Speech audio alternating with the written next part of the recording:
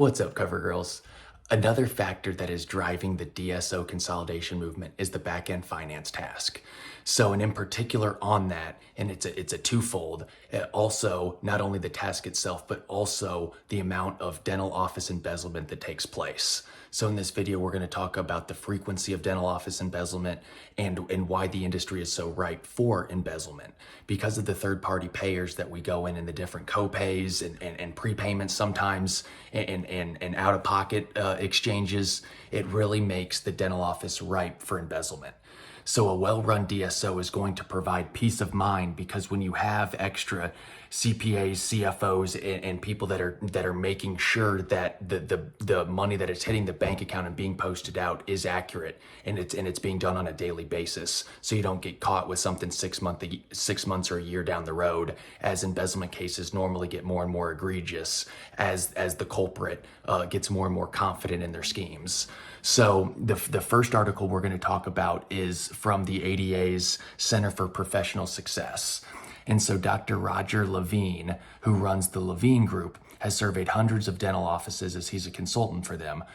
The data from the questionnaires that he's asked his clients came back with 35% of all dental offices that he's worked with have had some form of embezzlement, and 17% of those offices have had more than one occurrence of embezzlement take place. Again, that is fascinating because those numbers are just from the questionnaires that have come back. So think about the amount of offices that, one, aren't aware that it's currently taking place, and two, the people that have had it happen, but they're too embarrassed to actually say anything about it.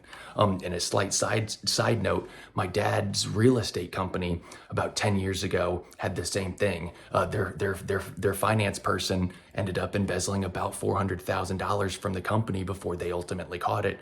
And it was a massive, massive disruptor to the business. Taken 2008 and 2009. Unfortunately, that business no longer exists.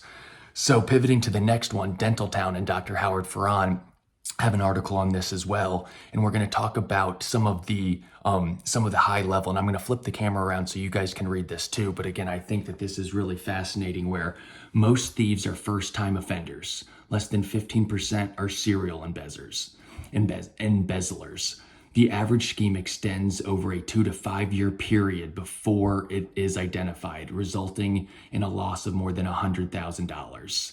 Again, another interesting thing is normally you're thinking it's going to be from employees that you just hired. On average, it's employees that have been there at least 5 years. So that again, I think is something that will stand out to people that are hearing this information for the first time.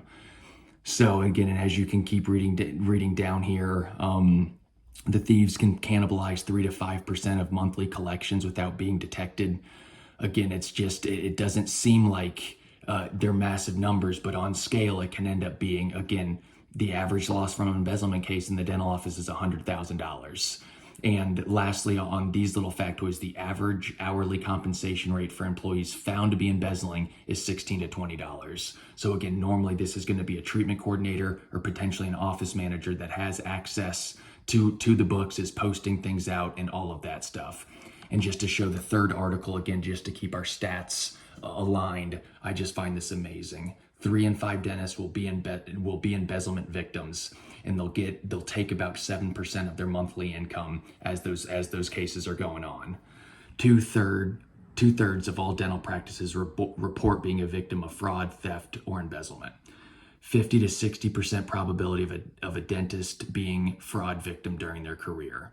So again, these facts, I think, are overwhelming to hear ultimately. And I think another reason, just as the bandwidth continues to get shorter and shorter for dental offices and dentists, as more and more tasks and responsibilities and new laws continue to come out, I ultimately think that there's not enough time in the day to do all this stuff and make sure it's happening at a high level while making sure your patients and patient care is a priority. Thanks so much as always, guys. Comment down below what stood out to you in these articles. I'll post the link of all 3 of these articles in the comments section as well, so you guys can read these firsthand. But thanks as always for checking this out. Stay tuned for more.